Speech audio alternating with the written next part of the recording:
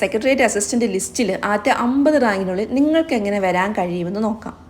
ഈ പറയാൻ പോകുന്ന കാര്യങ്ങൾ വെറുതെ മോട്ടിവേഷൻ വേണ്ടി പറയുന്നതല്ല. എൻ്റെ ഫ്രണ്ട്സ് കുറച്ച് പേര് ഇതിൽ വർക്ക് ചെയ്യുന്നുണ്ട്, ഡോക്ടേഴ്സും ഉണ്ട്, അല്ലാത്തവരും ഉണ്ട്. അപ്പോൾ അവരുടെ രീതികൾ അവരുടെ അടുത്ത് ചോദിച്ചിട്ട് അറിഞ്ഞിട്ടുള്ള രീതികളാണ് കുറച്ച് പറയാമെന്ന് കരുതിയത്. അവരിൽ ആദ്യമായിട്ട് പഠിച്ചവർ മിനിമം 5 മണിക്കൂറെങ്കിലും പഠിക്കുമായിരുന്നു. 5 മണിക്കൂർ എന്ന് പറയുമ്പോൾ ഒരിക്കലും നിങ്ങൾ കണ്ടിന്യൂസ് ആയിട്ട് 5 മണിക്കൂറൊന്നും ഇരുന്ന് പഠിക്കേണ്ട കാര്യമില്ല. ഒരു മനുഷ്യനെയും കൊണ്ട് 5 മണിക്കൂർ കണ്ടിന്യൂസ് ആയിട്ട് പഠിക്കാൻ പറ്റില്ല. അത് വെറും ഷോ ഓഫ് മാത്രമായിരിക്കും. നമുക്കൊരു 1.5 മണിക്കൂറിൽ കൂടുതൽ നന്നായിട്ട് പഠിക്കാൻ കഴിയില്ല. നമുക്ക് പിന്നെ അത് മൈൻഡ് കുറച്ച് ഡൈവേർട്ട് ചെയ്ത് പോകും, നമ്മൾ വേറെ ചിന്തിച്ച് കൂട്ടും. സോ ഒരിക്കലും 5 മണിക്കൂറൊന്നും നിങ്ങൾ കണ്ടിന്യൂസ് പഠിക്കേണ്ട. രാവിലെ 2.5 മണിക്കൂറും വൈകിട്ട് 2.5 മണിക്കൂറും അങ്ങനെ സ്പ്ലിറ്റ് ചെയ്ത് പഠിച്ചാലും മതി. ഇനി പകൽ ഫുൾ പഠിക്കാൻ സമയമുള്ളവരാണെങ്കിൽ രാവിലെ 3 മണിക്കൂറും വൈകിട്ട് 2 മണിക്കൂർ, പിന്നെ 1 മണിക്കൂർ റിവിഷന് വേണ്ടിയിട്ട് മാറ്റി വയ്ക്കാം. എന്തായാലും തുടക്കക്കാരാണെങ്കിൽ 5 മണിക്കൂറെങ്കിലും പഠിച്ചാൽ മാത്രമേ നമുക്ക് പ്രിലിമിലേക്ക് എത്താൻ കഴിയുള്ളൂ. കാരണം നിങ്ങളെപ്പോലെ വർഷങ്ങളായിട്ട് PSCക്ക് വേണ്ടിയിട്ട് പഠിക്കുന്ന ഒരുപാട് പേരുണ്ടാവും. അവരുടെ ഒപ്പം എത്തണമെങ്കിൽ നിങ്ങൾ കുറച്ചൊന്ന് ഹാർഡ് വർക്ക് ചെയ്യണം. അടുത്തത്, നിങ്ങൾ അത്യാവശ്യം PSC പഠിച്ചുകൊണ്ടിരിക്കുന്നവരാണെങ്കിൽ നിങ്ങളൊരു 3 മണിക്കൂറെങ്കിലും പഠിക്കണം. അതും രാവിലെ 1.5 മണിക്കൂർ വൈകിട്ട് 1.5 മണിക്കൂർ അങ്ങനെ പഠിച്ചാലും മതി. നിങ്ങൾ പഠിച്ച കാര്യങ്ങൾ വീണ്ടും റിവിഷൻ ചെയ്തുകൊണ്ടിരിക്കാൻ പറ്റിയ ഏറ്റവും ബെസ്റ്റ് സമയമാണ്. ഇത് കൂടാതെ ഒരുപാട് കോച്ചിങ് ക്ലാസ്സുകൾ ഫ്രീ ആയിട്ട് യൂട്യൂബിലുണ്ട്. അതൊക്കെ കണ്ട് നിങ്ങൾക്ക് നന്നായിട്ട് പഠിക്കാവുന്നതാണ്. ഒരിക്കലും നിങ്ങൾ ഫീസ് കണ്ടിട്ട് ജോയിൻ ചെയ്യരുത്. ഏറ്റവും ഹയസ്റ്റ് ഫീസുള്ള കോച്ചിങ് സെൻറ്ററിൽ ജോയിൻ ചെയ്താൽ ജോലി കിട്ടും എന്നൊന്നും നിങ്ങൾ ഒരിക്കലും വിചാരിക്കരുത്. ഏറ്റവും നല്ല ക്ലാസ്സുകൾ നോക്കിയെടുക്കുക. ഒരുപാട് പേരുടെ റിവ്യൂസ് നോക്കിയിട്ട് മാത്രമേ എടുക്കുക. അതിൽ ഫീസ് അല്ല നോക്കേണ്ടത്. കോച്ചിങ് സെൻറ്റേഴ്സ് എന്ന് പറയുമ്പം എപ്പോഴും അത് ബിസിനസ് മാത്രമാണ്. അതേപോലെ റാങ്ക് ഫയലും എപ്പോഴും ബിസിനസ് മാത്രമാണ്. സോ നിങ്ങൾക്ക് ഏതാണ് വേണ്ടതെന്ന് നിങ്ങൾ തന്നെ കണ്ടുപിടിക്കുക. ഇനി ഇതൊന്നും ഇല്ലെങ്കിലും നമുക്ക് പഠിക്കാം. നമുക്കൊരു മാസ്റ്റർ പ്ലാൻ ഉണ്ടെങ്കിൽ നമ്മൾ സിലബസ് വെച്ചിട്ട് ഡെയിലി ടോപ്പിക്സ് കളക്ട് ചെയ്ത് NCERT ബുക്ക് പോലുള്ള ബുക്സൊക്കെ വായിച്ച് നമ്മൾ നോട്ട്സ് തയ്യാറാക്കിയാലും പഠിക്കാവുന്നതേ ഉള്ളൂ. ഇനി നിങ്ങൾ ഒത്തിരി ഉഴപ്പുന്ന ആൾക്കാരാണെങ്കിൽ മാത്രം ഇങ്ങനത്തെ കോച്ചിങ്ങോ റാങ്ക് ഫയലോ എടുക്കാവുന്നതാണ്. ഇതിലേറ്റവും പ്രധാനം ശ്രദ്ധിക്കേണ്ടത് എക്സ്ക്യൂസസ് ഒഴിവാക്കുക. നിങ്ങൾക്ക് ചിലപ്പോൾ ഇന്ന് പഠിക്കാൻ, ഇന്ന് എനിക്ക് വയറുവേദന എടുക്കുന്നു, ഇന്ന് എനിക്ക് ഷോപ്പിങ്ങിന് പോകണം, ഇന്ന് എനിക്ക് കല്യാണമുണ്ട്, അങ്ങനത്തെ എക്സ്ക്യൂസസ് പറയുന്ന ആൾക്കാരാണെങ്കിൽ ഇങ്ങനത്തെ എക്സാമിനൊന്നും പുറപ്പെടാതിരിക്കുക. കാരണം ഇത് നിങ്ങൾക്ക് പറ്റിയതല്ല. നിങ്ങൾക്ക് ജീവിതത്തിൽ ഒരു ലക്ഷ്യം ഉണ്ടായിരിക്കും. നിങ്ങൾ ഫിനാൻഷ്യലി ഇൻഡിപെൻഡൻ്റ് ആവുക എന്നുള്ളതായിരിക്കും, അല്ലേ? നല്ലൊരു ജോലി കിട്ടുക എന്നുള്ളതായിരിക്കും. ആ ലക്ഷ്യം ആഗ്രഹിച്ചാൽ മാത്രം മതിയോ? നമുക്ക് ആഗ്രഹമല്ല വേണ്ടത്, വർക്കാണ് വേണ്ടത്. വർക്ക് ചെയ്താലേ ആഗ്രഹങ്ങൾ സഫലീകരിക്കത്തുള്ളൂ. സോ നിങ്ങൾ വർക്ക് ചെയ്യുക. എക്സ്ക്യൂസസ് മൊത്തം മാറ്റി വെക്കുക. തൽക്കാലം സോഷ്യൽ മീഡിയാസ് എല്ലാം എടുത്ത് കളയുക. പഠിക്കാനുള്ള യൂട്യൂബ് മാത്രം യൂസ് ചെയ്യുക, അല്ലെങ്കിൽ ടെലിഗ്രാമിൽ നോട്ട്സ് ഇടുമെങ്കിൽ അത് മാത്രം യൂസ് ചെയ്യുക. ബാക്കി ഫുൾ ടൈം പഠിക്കുക എന്നുള്ളതാണ്. നിങ്ങൾക്ക് ഇപ്പോൾ ഈ എക്സാം സെപ്റ്റംബറിൽ കഴിഞ്ഞ് കഴിഞ്ഞാൽ നിങ്ങൾക്ക് പിന്നെ ഇഷ്ടം പോലെ നിങ്ങൾക്ക് എന്ത് വേണമെങ്കിലും ചെയ്യാം. സോ നിങ്ങളുടെ ജീവിത ലക്ഷ്യത്തിലേക്ക് ആദ്യം എത്തുക, അതിനുശേഷം മറ്റു കാര്യങ്ങളിലേക്ക് കോൺസെൻട്രേറ്റ് ചെയ്യുക എന്നാണ് എൻ്റെ അഭിപ്രായം. പലപ്പോഴും ഈ ഏജിലുള്ള കുട്ടികൾ, ഈ പരീക്ഷ എഴുതുന്ന കുട്ടികൾക്ക് ചിലപ്പം റിലേഷൻഷിപ്പ് ഇഷ്യൂസ് ഉണ്ടാവും, ഫിനാൻഷ്യൽ ഇഷ്യൂസ് ഉണ്ടാവും. ഇതെല്ലാം അങ്ങോട്ട് മാറ്റി വയ്ക്കുക. ഇതൊന്നും നിങ്ങളുടെ തലയിൽ കയറ്റി വയ്ക്കാനുള്ള സമയമല്ല ഇത്. ദൈവവിശ്വാസിയാണെങ്കിൽ ഇന്ന് തൊട്ട് അങ്ങോട്ട് പ്രാർത്ഥിച്ചിട്ട് പഠനം അങ്ങോട്ട് തുടങ്ങുക. ആദ്യം ഒരു പ്ലാൻ തയ്യാറാക്കുക. ഡെയിലി എപ്പോഴൊക്കെ പഠിക്കണം, ഏതൊക്കെ ടോപ്പിക്സ് പഠിക്കണം എന്നൊക്കെ ഒരു ടൈം ടേബിളൊക്കെ തയ്യാറാക്കി അങ്ങോട്ട് പ്രാർത്ഥിച്ച് അങ്ങോട്ട് തുടങ്ങുക. നിങ്ങൾ രാവിലെ വൈകുന്നേരം പഠിക്കുമ്പോഴെല്ലാം പഠിക്കുന്നതിന് മുമ്പും ശേഷവും പ്രാർത്ഥിക്കുക. അതൊക്കെ പ്രാർത്ഥന എന്ന് പറഞ്ഞാൽ ഒരിക്കലും ദൈവം ഉണ്ടോ ഇല്ലയോ എന്നുള്ളതിനെ കുറിച്ചിട്ടൊന്നും അല്ല. നമുക്കൊരു കോൺസെൻട്രേഷനും കാര്യങ്ങളും ആത്മവിശ്വാസമൊക്കെ കിട്ടാൻ വേണ്ടിയിട്ട് മാത്രമാണ്. 1ാം റാങ്ക് വാങ്ങിയ ഒരു വിദ്യാർത്ഥി എന്ന നിലയിൽ എനിക്ക് പറയാനുള്ളത്, ഞാൻ നന്നായിട്ട് പ്രാർത്ഥിച്ചിട്ടായിരുന്നു പഠിക്കാനിരുന്നതൊക്കെ. പരീക്ഷയുടെ അന്ന് വരെയും നല്ല പ്രാർത്ഥനയായിരുന്നു, റിസൾട്ട് വരുന്നിടം വരെയും പ്രാർത്ഥനയായിരുന്നു. കാരണം ഈ പ്രാർത്ഥന എന്ന് പറയുന്നത് നമുക്കൊരു ആത്മവിശ്വാസം നൽകും. നമ്മളൊരാൾക്ക് സംസാരിക്കുന്നതിനേക്കാളും കൂടുതൽ കോൺഫിഡൻസ് കിട്ടുന്നത് പ്രാർത്ഥിക്കുമ്പോഴാണ്. അവിടെ നമ്മൾ ദൈവവിശ്വാസിയാണോ ഇല്ലയോ എന്നുള്ളതല്ല, നമുക്ക് കോൺഫിഡൻസും ധൈര്യമൊക്കെ തരുന്ന എന്താണോ അതിനെ ഡിപ്പെൻഡ് ചെയ്യുക. ചിലപ്പോൾ നിങ്ങൾക്കൊന്ന് മെഡിറ്റേറ്റ് ചെയ്താൽ മതി. മെഡിറ്റേറ്റ് ചെയ്യുക, എന്നിട്ട് പഠിക്കുക. നല്ല കോൺഫിഡൻസ് നിങ്ങൾക്ക് കിട്ടുന്നതായിരിക്കും. ഇനി എൻ്റെ ഫ്രണ്ട്സ് പറഞ്ഞു തന്ന അടുത്ത ടിപ്പ് എന്ന് പറഞ്ഞാൽ അവർ ഡെയിലി ഒരു ക്വസ്റ്റ്യൻ പേപ്പറെങ്കിലും വർക്കൗട്ട് ചെയ്യുമായിരുന്നു. അതിന് പ്രീവിയസ് ക്വസ്റ്റ്യൻസ് ഇഷ്ടം പോലെ നമുക്ക് നെറ്റിൽ കിട്ടും. അത് degree level questions maximum work out ചെയ്യുക. അതിൽ നിന്ന് തന്നെ കുറേ മാർക്ക് നമുക്ക് കിട്ടുന്നതാണ്.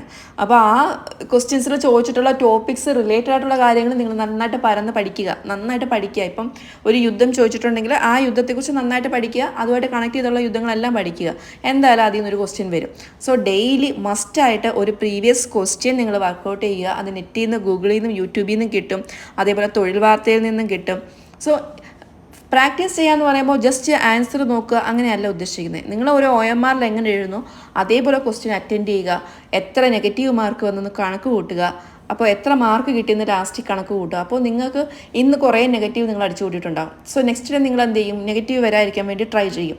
മാർക്ക് വീണ്ടും കൂടി വരും. ഇത് നിങ്ങൾക്ക് പ്രയോജനപ്പെടുന്നത് ലാസ്റ്റ് എക്സാമിനായിരിക്കും. ഒരു നെഗറ്റീവ് പോലും അടിക്കാതെ നിങ്ങൾക്ക് നല്ല മാർക്ക് വാങ്ങാൻ കഴിയുമെന്ന് ഞാൻ 100% ഉറപ്പ് തരുന്നു. കാരണം അങ്ങനെ പ്രാക്ടീസ് ചെയ്യുന്നവർക്ക് നെഗറ്റീവ് ഒരുപാട് ഒഴിവാക്കാൻ കഴിയും.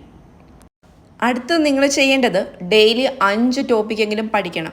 അത് തലേന്ന് രാത്രി നിങ്ങൾ ടു ഡു ലിസ്റ്റായിട്ട് എഴുതി വെക്കാം, അല്ലെങ്കിൽ രാവിലെ എഴുന്നേറ്റ ശേഷം ടു ഡു ലിസ്റ്റായിട്ട് എഴുതി വെക്കാം. ഇന്നത്തെ 5 ടോപ്പിക്ക് ഏതൊക്കെയാണെന്ന് ഫിക്സ് ചെയ്യുക.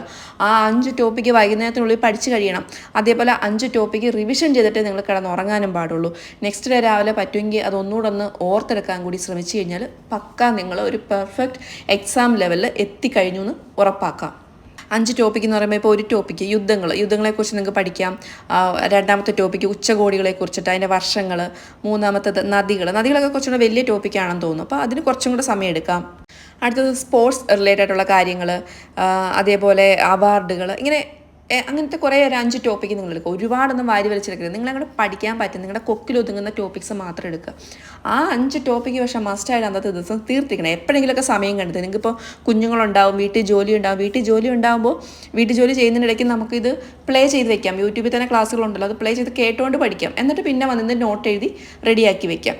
അങ്ങനെ ഇഷ്ടമുള്ള രീതിയിൽ നിങ്ങൾ പഠിക്കുക. ചിലപ്പോൾ നിങ്ങൾക്ക് രാത്രി കുറേ സമയം പഠിക്കാനായിരിക്കും ഇഷ്ടം, രാവിലെ എഴുന്നേറ്റ് പഠിക്കാനായിരിക്കും. അത് നിങ്ങൾ കണ്ടെത്തുക, നിങ്ങൾക്ക് എപ്പോഴാണ് പഠിക്കാൻ കംഫർട്ട് എന്ന്. ആ സമയത്ത് നന്നായിട്ട് പഠിച്ചെടുക്കുക. എപ്പോഴും നിങ്ങളൊരു 80-90 മാർക്കിനുള്ളിൽ വാങ്ങും. ആ ഒരു സ്ട്രാറ്റജിയിൽ പഠിക്കുക. എപ്പോഴും ഒരു സ്ട്രാറ്റജി വേണം. ഞാൻ ഇത്ര മാർക്ക് നേടും. 100-100ഒക്കെ നേടാൻ ഭയങ്കര ബുദ്ധിമുട്ടായിരിക്കുമല്ലോ. അപ്പോൾ ഒരു 80-90 മാർക്കിനുള്ളിൽ നേടും എന്നുള്ള രീതിയിലുള്ള പഠനം വേണം. കുറച്ച് അപ്ഗ്രേഡ് ലെവലിൽ നമ്മൾ ചിന്തിക്കണം. കുറച്ച് നമ്മൾ അപ്ഡേറ്റഡ് ആയിരിക്കണം. ഹൈ ലെവലിൽ ചിന്തിക്കുക എന്ന് പറയത്തില്ല, അങ്ങനെ ചിന്തിക്കണം. നമ്മളെപ്പോഴും ചിലപ്പോൾ നമുക്ക് അത്രയൊന്നും കഴിവൊന്നും കാണത്തില്ല, എങ്കിലും നമ്മളങ്ങ് ഹൈ ലെവലിൽ ചിന്തിക്കണം. എങ്കിലേ നമ്മൾ അതിൻ്റെ ആ ഒരു പരിസരത്തെങ്കിലും എത്തുകയുള്ളൂ. ഓരോ ദിവസവും പഠിക്കാൻ മടി വരുമ്പം ആലോചിക്കുക, ഇത് നിങ്ങളുടെ ലാസ്റ്റ് ചാൻസ് ആണ്. ഇങ്ങനത്തെ എക്സാംസ് ഒന്നും എപ്പോഴും വരില്ല, എല്ലാ വർഷവും വരുന്ന എക്സാം അല്ല. ഇനി അടുത്ത പ്രാവശ്യം വരുമ്പോഴത്തേക്കും നിങ്ങൾക്ക് ഏജ് ഓവർ ആയിട്ടുണ്ടാവും, അല്ലെങ്കിൽ അടുത്ത പ്രാവശ്യം നിങ്ങൾക്ക് ഏജ് ഓവർ ആയില്ലെങ്കിൽ പോലും അടുത്ത വർഷം നിങ്ങൾക്ക് കിട്ടണമെന്നില്ല. സോ മാക്സിമം നേരത്തെ ട്രൈ ചെയ്യുക എന്നൊരു മൈൻഡ് സെറ്റ് ഉണ്ടാക്കുക. ഗവൺമെൻറ് ജോബിന് ട്രൈ ചെയ്യുമ്പോൾ നിങ്ങളെ ഡീമോട്ടിവേറ്റ് ചെയ്യുന്ന ആൾക്കാരും കാണും.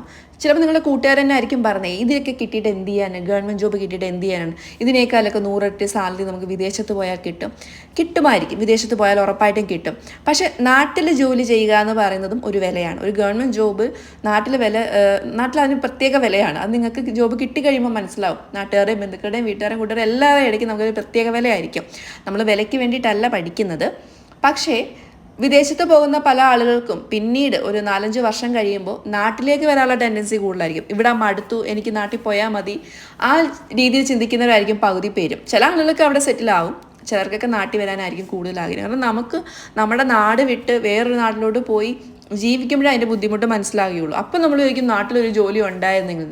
അപ്പോഴത്തേക്കും നിങ്ങളുടെ ഏജ് ഓവറായിട്ടുണ്ടാകും, പിന്നെ നമുക്കൊന്നും ചെയ്യാൻ കഴിയില്ല. സോ നമുക്ക് ഗവൺമെൻറ് ജോബ് കിട്ടിയാലുള്ളൊരു പ്രയോജനം എന്ന് വെച്ച് കഴിഞ്ഞാൽ, പലരും ജോബ് കിട്ടിയ ശേഷം 5 വർഷം ലീവൊക്കെ എടുത്ത് വിദേശത്ത് പോകാറുണ്ട്. അപ്പോൾ നമുക്ക് അങ്ങനെയും ചെയ്യാം, ഇവിടെയും ജോലി ചെയ്യാം. നിങ്ങൾക്ക് അങ്ങനെ ആഗ്രഹം ഉണ്ടെങ്കിൽ നിങ്ങൾക്ക് അത് ഫ്യൂച്ചറിൽ ചെയ്യാവുന്നേ ഉള്ളൂ. പക്ഷേ ഇവിടെ ഒരു ജോബ് നമുക്ക് ആദ്യം സെറ്റ് ആവണം, അതിന് വേണ്ടിയിട്ട് ട്രൈ ചെയ്യുക. സോ നിങ്ങളിങ്ങനെ മൈൻഡ് 2 വള്ളത്തിൽ കാലിൽ വെക്കുക എന്ന് പറയത്തില്ല, അങ്ങനെ വെച്ചുകൊണ്ടിരിക്കരുത്. ഇപ്പം നിങ്ങൾക്ക് ഗവൺമെൻറ് ജോബാണ് മുമ്പിലുള്ളത്, അത് ഗവൺമെൻറ് ജോബ് നേടുക. പിന്നെ നമുക്ക് ബാക്കി കാര്യങ്ങൾ ആലോചിക്കുക. ഇനി അതല്ല, വിദേശ ജോലി മാത്രമാണ് ആഗ്രഹിക്കുന്നതെങ്കിൽ നിങ്ങൾ അതിന് പിറകിലേ പോകുക. നിങ്ങൾ പിന്നെ അവിടെ ഇവിടെയായിട്ട് നിൽക്കരുത്. നമുക്കൊരു യങ് ഏജ് അല്ലെങ്കിൽ ചെറുപ്പകാലം എന്ന് പറയുന്നത് നമുക്ക് എല്ലാം സെറ്റ് ചെയ്യാനുള്ള സമയമാണ്. നമുക്ക് വീട്, ജോലി, വിവാഹം എല്ലാം സെറ്റ് ചെയ്യാനുള്ള സമയമാണ്. ആ സമയം നിങ്ങൾ വെറുതെ ചിന്തിച്ച് പാഴാക്കാതെ ഏതെങ്കിലും ഒന്നിൽ മനസ്സിലുറപ്പിച്ചിട്ട് നന്നായിട്ട് പഠിക്കുക. അപ്പോൾ എല്ലാവർക്കും ഓൾ ദി ബെസ്റ്റ്. ഇതുപോലെയുള്ള വീഡിയോസ്, മോട്ടിവേഷൻ വീഡിയോസ് ഇടയ്ക്കിടയ്ക്ക് കാണുന്നത്, ആഴ്ചയിൽ ഒരു ദിവസമെങ്കിലും നിങ്ങൾ മോട്ടിവേഷൻ വീഡിയോസും കൂടി കാണുക. അത് നിങ്ങൾക്ക് പഠിക്കാനുള്ള ഊർജ്ജം തരുന്നതായിരിക്കും.